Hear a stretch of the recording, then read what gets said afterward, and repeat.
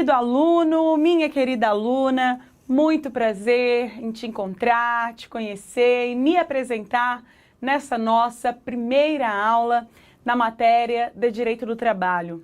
Eu sou a professora Thaís Brasil e juntamente com a belíssima, querida, inteligentíssima professora Rafaela Sionek, nós estaremos com você rumo à sua aprovação, principalmente, na prova de Direito do Trabalho.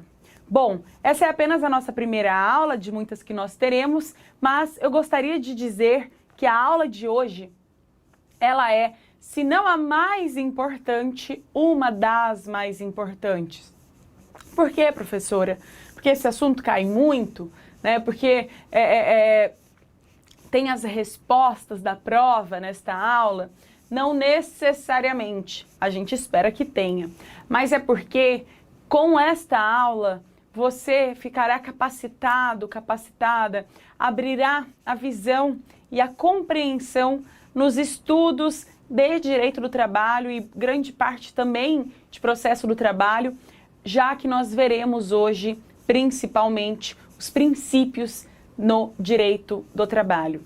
Então essa é a aula inaugural e mais importante para que a gente já, de forma brilhante, dê um ótimo pontapé no início dos estudos dessa, que é a melhor matéria de todas. Tenho certeza que quando for a hora, o dia, no esquema aí de estudos para estudar Direito do Trabalho, você vai pensar, poxa, agora é lazer, porque não tem matéria mais gostosa, mais inteligente de se compreender e mais fácil também do que a matéria de Direito do Trabalho, e eu espero poder te ajudar na sua vitória aí, e com certeza nós comemoraremos juntos e juntas. Bom, então vamos iniciar.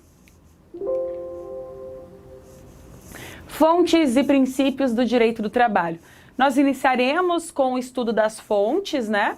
Porém, o foco aqui realmente são os princípios, não que as fontes, obviamente, não sejam importantes. Então vamos lá, quero te lembrar que você tem aí, além dos slides, tem a sua apostila. Todo o material trazido aqui em meus slides, eles estão devidamente inseridos na sua apostila. Esta que é até muito mais completa do que os slides, obviamente. Por isso que eu preciso que você realmente seja o melhor amigo, a melhor amiga da sua apostila, leia antes, durante, depois, enfim, utilize da melhor forma possível esse material de muita qualidade que nós do Trino OAB estamos oferecendo para você, que é nosso aluno e nossa aluna. Um outro material especificamente para a aula de hoje, que talvez seja interessante para sua consulta, para sua análise, ainda que posteriormente à aula, ainda que você faça uma pausa e faça uma consulta neste material, são tanto a Constituição Federal quanto também, logicamente, a CLT. Mas se não tiver, não quiser, não for o caso, não tem problema, porque tanto aí na sua apostila quanto aqui nos slides você terá os números das leis, os números dos artigos e o texto, a redação de cada artigo. Olha lá, começando então, quais são as fontes do direito do trabalho, ou melhor, para que elas servem, qual é a função da fonte ou das fontes aqui especificamente na matéria de direito do trabalho.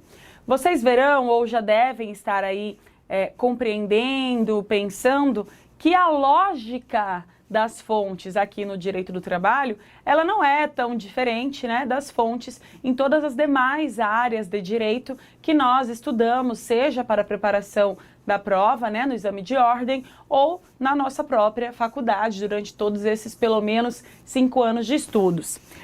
As fontes, elas são os modos como as normas jurídicas se formam e se revelam. Se dividem basicamente em fontes formais e materiais. E aí a gente adentra naquilo que nós chamamos de classificação das fontes. As fontes materiais, elas são o complexo de fatores que ocasionam o surgimento das normas. Portanto, são fontes materiais, fatores históricos, sociais, políticos, filosóficos, econômicos, que deram origem ao direito, influenciando dessa forma a criação de norma jurídica, né, das normas jurídicas.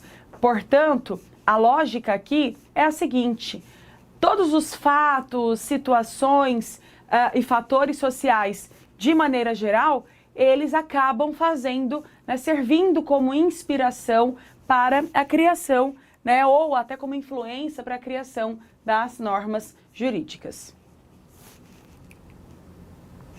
Já enquanto fontes formais, nós temos as disposições jurídicas especificamente. Então, são as formas de manifestação do direito no sistema jurídico e a exteriorização das normas. Para fontes formais, nós temos duas teorias: a teoria monista e a teoria pluralista. Antes de adentrarmos de forma mais específica ao que seria cada uma destas, né, ao que de fato são as teorias monista e pluralista, eu gostaria de te chamar a atenção para que você perceba que o próprio nome monista, pluralista destas teorias já faz com que você consiga ou ter uma noção de que se tratam, ou então depois, a partir do momento em que você compreender, né, o conteúdo de cada uma delas, pelo nome você consiga lembrar. Porque eu entendo que às vezes a gente até sabe aquele conteúdo, mas se confunde, né? Geralmente eu vejo meus alunos falando assim: eu lembro que um é isso e o outro é aquilo, mas não lembro qual é. Tenta focar no nome, lembra do nome, o nome vai te dizer a resposta. Vamos ver? Vem comigo. Olha lá, teoria monista. A teoria monista, ela entende, defende, né, traz ali em sua teoria, por si só, de que do Estado emanam todas as normas jurídicas. E aí aqui apenas do Estado, especificamente pelo Estado. Então o Estado, para a teoria monista, seria o único centro de positivação, visto que pode sancionar algo ou alguém em razão do descumprimento das normas. Então, a teoria monista compreende que apenas do Estado, e por quê? Porque o Estado é o único capaz de sancionar, né, de pessoas, né, ou situações, enfim, algo ou alguém, como eu coloquei aqui para vocês, caso a norma seja descumprida. Então, para a teoria monista, o único centro de positivação destas normas é o Estado. Já em contrapartida, para a teoria pluralista, existem vários centros de positivação que não sejam apenas o Estado. Querem ver um exemplo aqui no direito do trabalho? Grupos sociais, acordos coletivos de trabalho, convenções coletivas de trabalho, enfim. Percebam, nós entendemos que uma teoria entende que exclusivamente o Estado é ali o responsável, né, ou é de onde emanam as normas jurídicas. E a outra teoria entende que sim, do Estado emanam as normas jurídicas, mas não só do Estado. Existem diversas outras fontes, né? Existem outros centros de positivação que não apenas o Estado. Entendendo isso, qual será que é de qual? Né? O que é pluralista, o que é plural, é o que vai ter, né, em sua concepção, o que terá em sua concepção mais opções de centros de positivação. Já a monista, né, de mono ali, você tem apenas o Estado. Só trazendo aí essa possibilidade de interpretação para vocês, porque eu entendo que diante de uma vasta opção, né, de vastas opções de conteúdos, às vezes, né, pode se confundir, mas você batendo o olho, com certeza vai se lembrar, tá bom?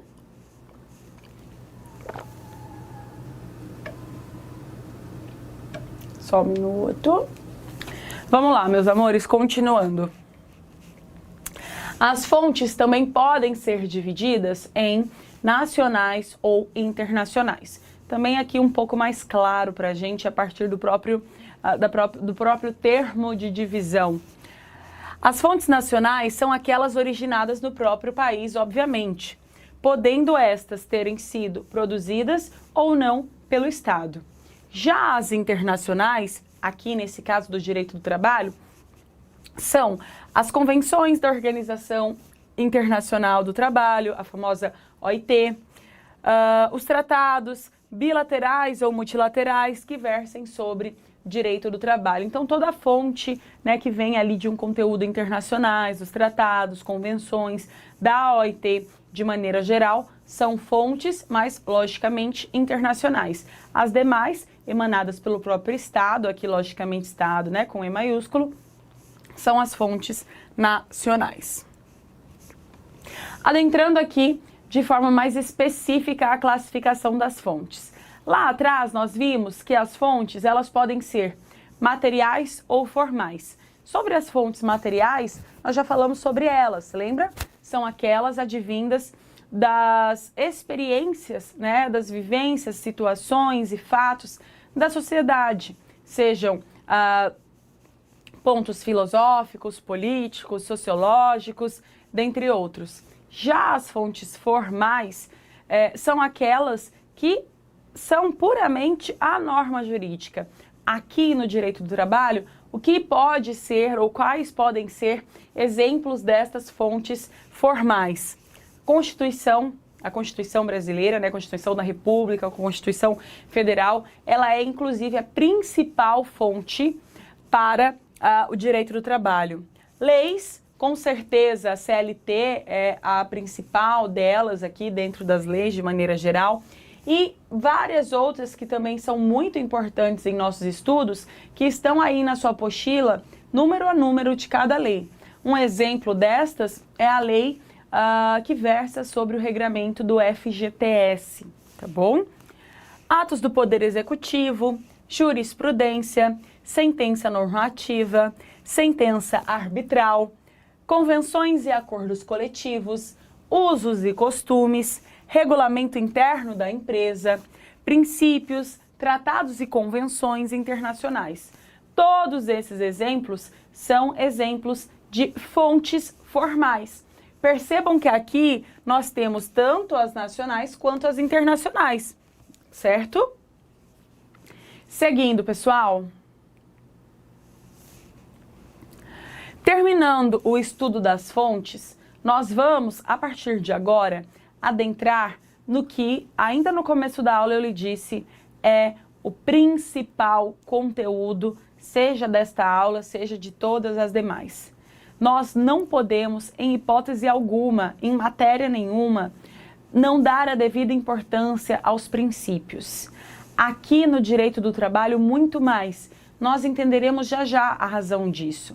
Exatamente porque os princípios aqui no direito do trabalho, eles têm muito mais força a depender da situação do que a aplicação do princípio em outras áreas. Porque nós veremos que existe uma espécie de lógica hierárquica das leis e fontes e normas jurídicas dentro do direito do trabalho um pouco diferente das demais. E isso advindo especificamente do maior princípio de todos, que será um dos primeiros, na verdade, o primeiro que nós veremos logo, logo nos próximos slides. Bom,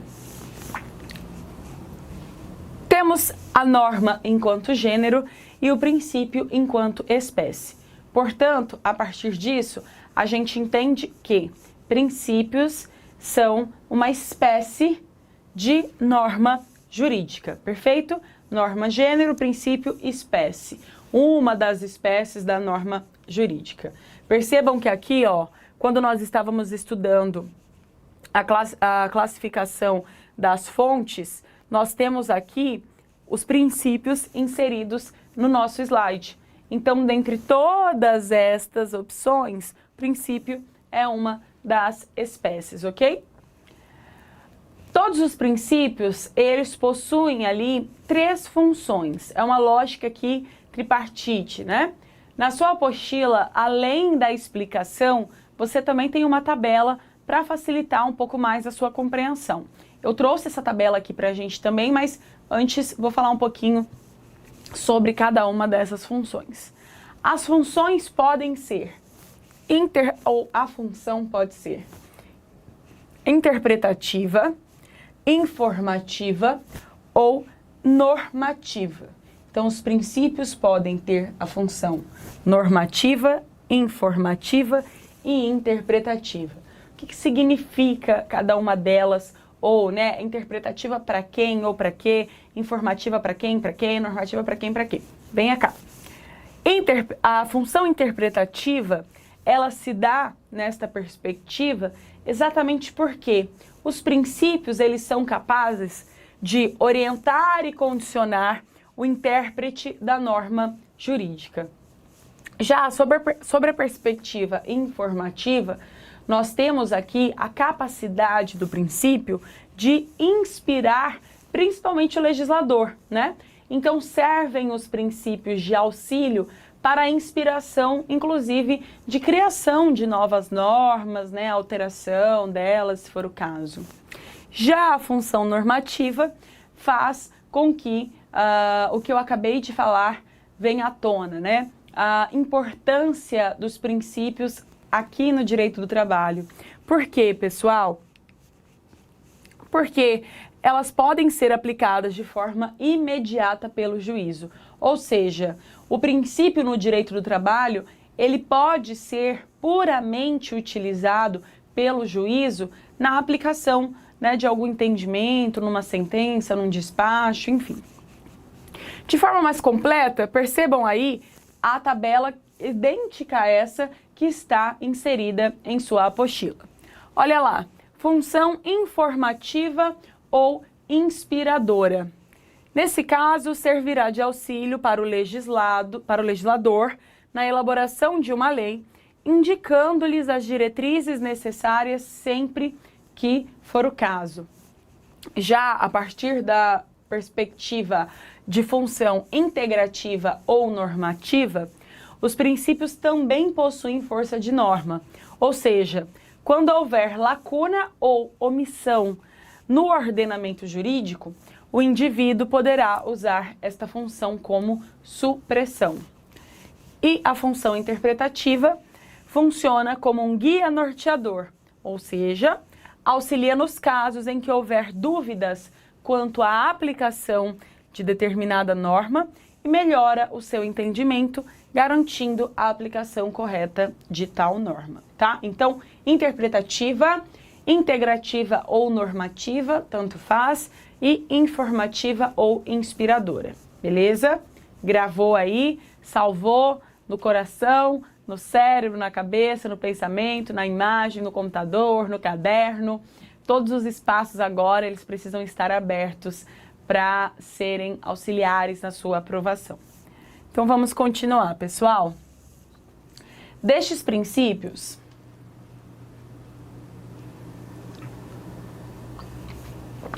muitos deles são constitucionais. Isso por quê? Porque o próprio texto da Constituição, a própria Constituição, ela traz, direta ou indiretamente, regras e normativas que sejam atreladas ao trabalho, né? Ao direito do trabalho, à relação de emprego, aos direitos do trabalhador, dentre outras questões. Algumas são específicas mesmo, né? São artigos redigidos com esse intuito desta maneira e outras são interpretações que nós podemos utilizar a fim na aplicação da norma. Os princípios constitucionais são esses que advêm diretamente da Constituição. Então, olha só, eu trouxe para vocês aqui alguns dos exemplos. Nós temos o princípio da dignidade da pessoa humana, que logicamente ele não é, por exemplo, né, algo criado especificamente para o direito do trabalho. Não, mas ele serve, inclusive, como base para grande parte das relações de emprego, né, das decisões judiciais, da lógica trabalhista, da interpretação das normas, dos demais princípios. Então esse é um exemplo aqui de um princípio advindo da Constituição, não necessariamente exclusivo para o direito do trabalho, mas que é amplamente utilizado. A valorização do trabalho e a redução das desigualdades sociais também são exemplos a serem aqui demonstrados a vocês e trabalhados. Temos na Constituição, principalmente, os artigos 7º e 8º. Penso que seja muito interessante que você agora, fazendo uma pausinha, ou depois, né, anote aí para ler, utilize um pouquinho do tempo de seus estudos para ler com calma, artigo por artigo, né? Na verdade, inciso por inciso do 7º e 8º da Constituição. Meus amores, uma dica aqui rapidinha, não só para os estudos da nossa matéria, mas de todas as outras. Eu sei que nós, de maneira geral, né, não só vocês alunos, temos às vezes a péssima mania, o hábito de ler slide, apostila, ver videoaula, vídeo no YouTube, um podcast, compra uma doutrina bem completa, e aí a gente lê tudo menos a lei seca. Meus amores, a primeira coisa que você precisa ler são os artigos. Artigo por artigo de cada código, ou né, os principais. Por quê? Muitos deles são muito nítidos, né? É muito fácil a interpretação de cada um deles. E aí as respostas elas estão todas lá. Lógico, um ou outro, talvez a interpretação possa ser um pouco mais difícil, ou você possa ter dúvida em como, em quais casos ele pode se aplicar. Aí você vai utilizar, né, a videoaula, a apostila, um site da internet, um podcast, uma doutrina. Esses materiais, eles precisam complementar o código. Então, a lei seca, ela é essencial para todo tipo de estudo. Não esqueça disso. E uma outra coisa professora, posso pesquisar os artigos, os códigos, as súmulas pela internet, né, no meu computador, tablet, celular? Pode, você é livre. É a mesma coisa que está escrito lá no papel que está escrito no digital. Só que tem uma observação. No dia do seu exame de ordem, no dia da sua prova da OAB, a única coisa que você poderá levar, e aí aqui lógico, na segunda fase, é a lei seca e alguns outros códigos que são autorizados, mas nada mais. Então o que eu quero é que pelo menos aqui na minha aula, você se comprometa a colocar do seu lado de forma física o seu Vadmecum ou a sua CLT, se você tiver separada, né?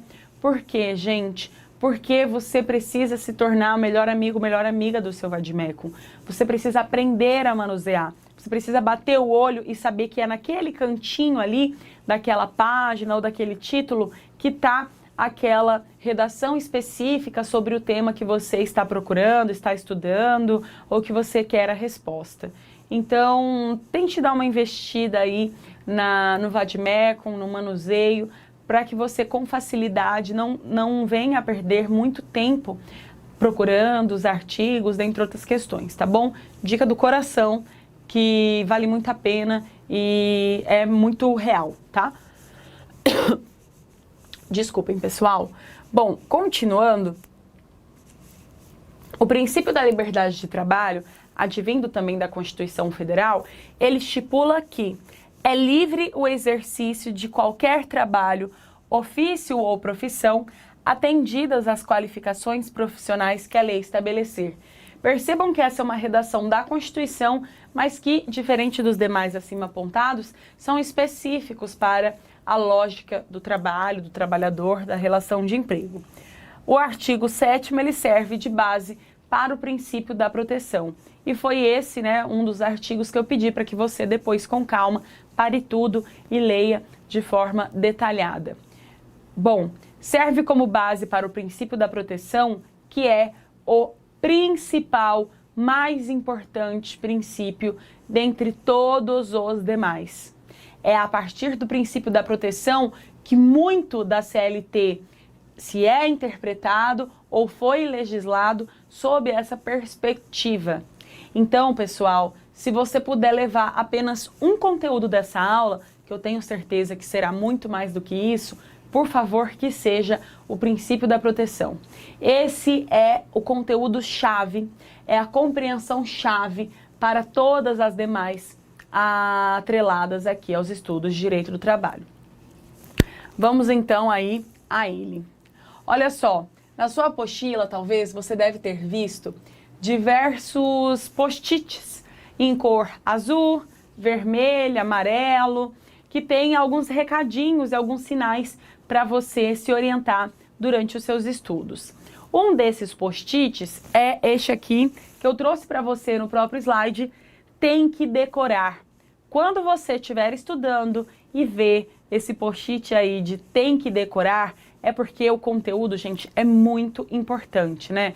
Todos são, mas alguns são muito mais. Ou porque a compreensão, ela é muito mais ampla e se reflete em outros conteúdos, ou porque cai muito nas provas da UAB e dentre diversos outros fatores pensados com carinho por nós, professores e professoras do Trino OAB.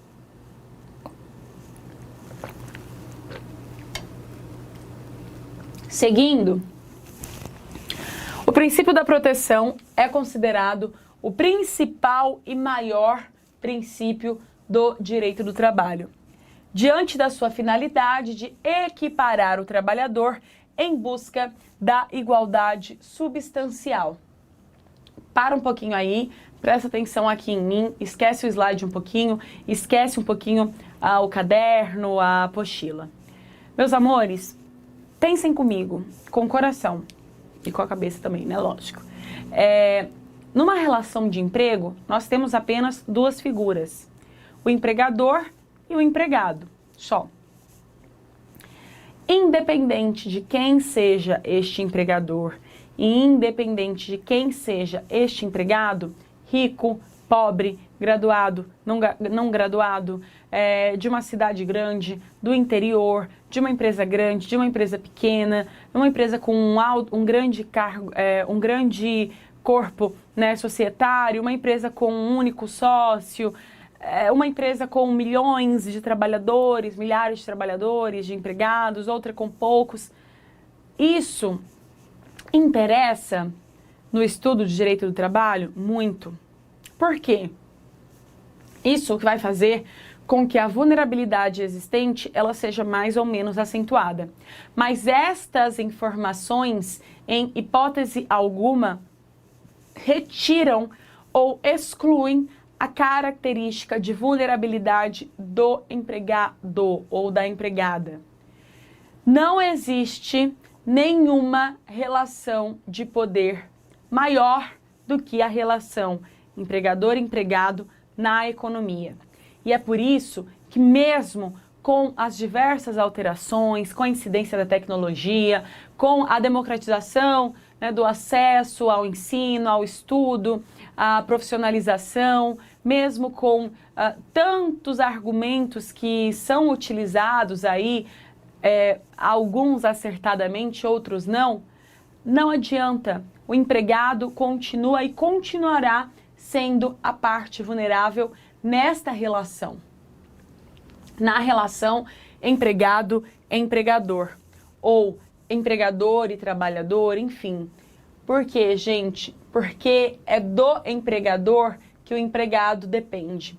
É o empregador que determina as regras a serem cumpridas pelo empregado. É o empregador que paga o salário do empregado. E este salário que, por vezes, né, é a única fonte de renda de toda uma família, né, ou grande parte desta. Então, não se enganem.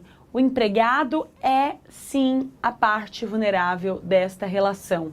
E é compreendendo isto que o princípio da proteção tenta equilibrar esta relação.